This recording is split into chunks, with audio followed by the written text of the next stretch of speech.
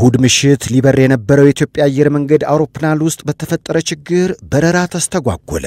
ምን ተፈጥሮ ይሆን? You live.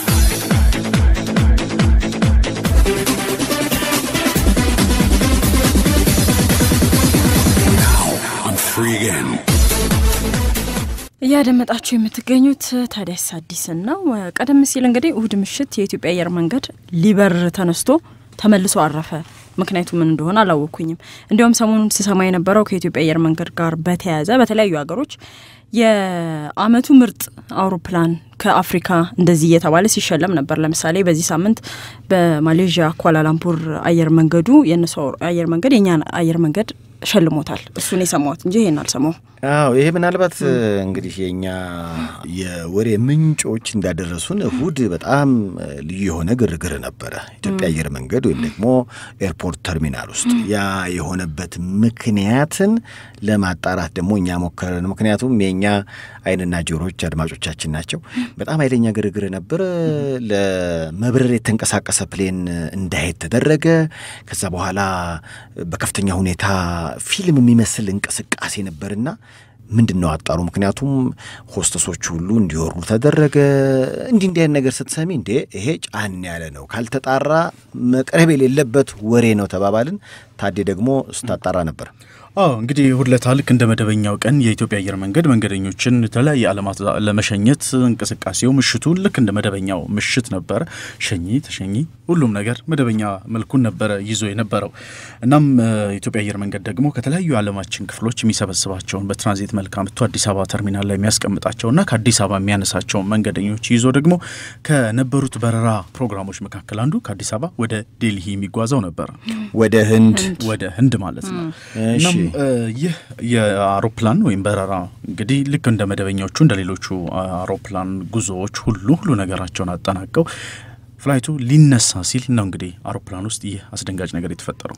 እኔ ግን አሰብኩት በዚህ ሰዓት ማለት ምን እንደተፈጠረ ሆነም አላወኩኝም። ግን ፕሌን ሊነሳ ሲል ተጓዦች አይታችሁ ከሆነ ያው አጋጥሟቸዋል ጸልየው ነው የሚነሱት ማለት ያስፈራል። ትንሽ እንኳን ገጭ ነገር ካለ ያስደነግጣል።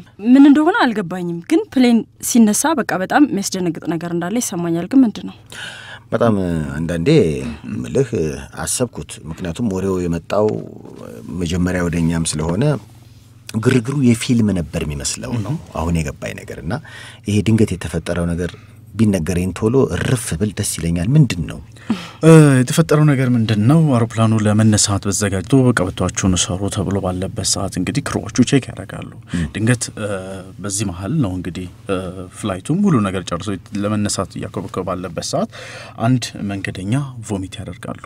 አስመለሳቸው። ድንገት ይታመማሉ አውሮፕላኑ ላይ። በጣም አስመለሳቸው። ሲያስመለሳቸው ካቢን ክሮዎቹ መብራት ያበራሉ። መብራት ጠፍቶ ነበር። ልናሲመለከቱ የሚያስመልሳቸው ነገር ደም የቀላቀለ ነገር ነው የሚያስመልሳቸው። እናም እሳቸው ለመመልከት ከሄዱት ክሮዎች መካከል ደም ነክቷት ነበር አንዷ ክሮ ማለት ነው። አሁን ካለው ችግር አንፃር በተለይ ይሄ የሚፈራው ህመም ይሄ ኢቦላ በቃ ምን የሚፈራው ችግር ሁሉም ውስጣቸው የመጣው ነገር መጀመሪያ እሱ ነበር። በጣም የደነገጡት ሁሉም ለወዲያውኑ ክሮዎቹ ለካፒቴኑ ይሄንን ጉዳይ ያሳውቃሉ። ካፒቴኑም እንግዲህ አውሮፕላኑን መልሰው ወደ ተርሚናል ይመልሱታል። ግራውንድ ላይም ላለው ለጤና ክፍሉ ሪፖርት ተደርጎ ስለነበር ልክ አውሮፕላኑ ሲያርፍ ተገቢውን ኳራንቲን የለበሱ በስነ ስርዓት ተገቢውን ጥንቃቄ ያደረጉ የጤና ባለሙያዎች አውሮፕላኑን ከበቡት። እናም አውሮፕላኑ ተከፈተ። ሁሉም መንገደኛ በጥንቃቄ እንዲወርድ ተደረገ። ንክኪም የነበራቸው በሽተኛውም ጭምር እንግዲህ ወረዱ። እናም መንገደኞቹም አውሮፕላኑም ለሰዓታት ያህል ቆሞ ነበር የነበረው። እኔም ልብ ቆመ። ቆይ አሁን ቁርጥ ያለ ነገር ንገረኝ። ልቤ ሊቆም ነው። ኢቦላ ነው? አይዞ በኋላ ላይ እንዲሁ መንገደኛ የታመሙት መንገደኛም እንዲሁ ንክኪ የነበራቸው መንገደኞች ቀርበው ወደ ነበረው አሜን ሆስፒታል ተወሰዱና ምርመራ ተደረገላቸው። ምርመራ ሲደረግላቸው ሰውየው ህንዳዊ ተጓዥ በጣም ብዙ አልኮል ጠጥተው ነበር። እናም የጋስትሪክ በሽተኛም ነበሩና ለዛ ነው ሲያስመልሳቸው ደም የቀላቀለ ነገር የተስተዋለው። ያ መሆኑ እንግዲህ ለሁሉም ረፍትን ወይም ደግሞ ደስ የሚል ስሜትን ፈጥሯል። አንደኛ ነገር ሲገቡ ሁሉም ሰው ወደ ኢትዮጵያ አየር መንገድ አርፎ አውሮፕላኑ በማንኛውም መንገደኛ ሲገባ ወደ ኢትዮጵያ የኢቦላ በሰዓታት በጣም ብዙ ሺህ ሰው መመርመር የሚችል መሳሪያ አለ። ይዛን ተመርምረው ነው እንግዲህ ትራንዚት ላይ ተቀምጠው የነበረው። ሌሎችም ወደ ኢትዮጵያ የሚመጣ ማንኛውም መንገደኛ ብቻ ከየትኛውም አየር መንገድ ከየትኛውም ሀገር ቢሆን ምርመራ ይደረግለታል። በኋላ ላይ እኒህ ሰው ግን አሜን ሆስፒታል ተጉዘው ሕክምናው ተደረገላቸው። ሁሉ ነገር ሲጣራ ጋስትራይክ ሆኖ ተገኘ። መጠጥ መጠጣታቸው ነበር እንግዲህ በጣም ብዙ መጠጥ መጠጣታቸውና ጋስትራይካቸው ደግሞ ብለድ ያደርግ ነበር ይደማ ነበር። ስለዚህ ለዛ ነው ለምን ይሄን አንጠጥ መንገደኛ ሆኖ ማለት ነው መርሳት የኔ ራሱ አሁን የኔ ጋስትሪክ ራሱ ተነስቷል። እውነቴን ነው የምልህ በጣም መጀመሪያ ደንግጬ ነበር። ምክንያቱም በጣም ውስጡን የሚወራው ነገር በጣም ያስፈራ ነበር። ምክንያቱም የሄዱት የሕክምና ባለሙያዎች ሲታይ ሰውየው ደም መንካታቸው እንደውም ሆስተሷ ደም መንካቷ ከህመሙ ጋር ተገናኝቶ ውስጡን በጣም ይወራ ነበር። እኔ አሁን ጋስትሪክ መሆኑን ወይም ደግሞ ብዙ አልኮል ጠጥተው ህመምተኛ እንደሆኑ አሁን እየነገርከኝ ነው። እና በኋላ ላይ ክሮዎቹ ግራውንድ ላይ ረጅም ሰዓት ስለቆዩ ሰዓታቸው ሞልቶ ስለነበር ሙሉ ክሮዎች ቀርተው ሌላ አዲስ ክሮ ነው እንግዲህ አውሮፕላኑና መንገደኞቹን ይዘው ወደ ዴልሂ የተጓዘው። ወቅቱ ይህ ወቅትና በሽታው የኢቦላ በሽታ በጣም በሰፊው የሚነገርበት ወቅት ስለሆነ ሁሉም ሰው ደግሞ በዚህ በሽታ ምክንያት ጥንቃቄ የሚያደርግበት ሰዓት ስለሆነ ነው እንግዲህ አየር መንገዱ በጣም ተገቢውን ጥንቃቄ ለማድረግ አርፎ መንገደኛውን በተገቢው ጥንቃቄና ምርመራ እንዲደረግላቸው የሆነው። ኢቦላ የሚለው ነገር ስትመለከተው ከ2 ቀን እስከ 21 ቀን ውስጥ የሚከሰት በጣም ከባድ ትኩሳት ያለው በጣም ሰውነት በጣም ይሞቃል። ከዛ በኋላ እንግዲህ ካሉ ምልክቶች መካከል አንዱ ደግሞ ደም ያስመልሳል፣ ወደ ሽንት ቤት ያመላልሳል፣ ደም ከሰውነትክ ላይ ይወጣል። ቮሚት ደግሞ አንዱ ምልክት ነው። ይሄንን መሆኑ ነው እንግዲህ በሰው ጭንቅላት ላይ ይሄ ነገር ስላለ አየር መንገድ አካባቢ የሚገባ ሰው ሁሌም ስለሚፈተሽ ጥንቃቄው ስላለ ነው ሁሉም ሰው ይህ ስጋት የተፈጠረው። ከተማ ውስጥም ይሄ ወሬ የመጣው ማለት ነው።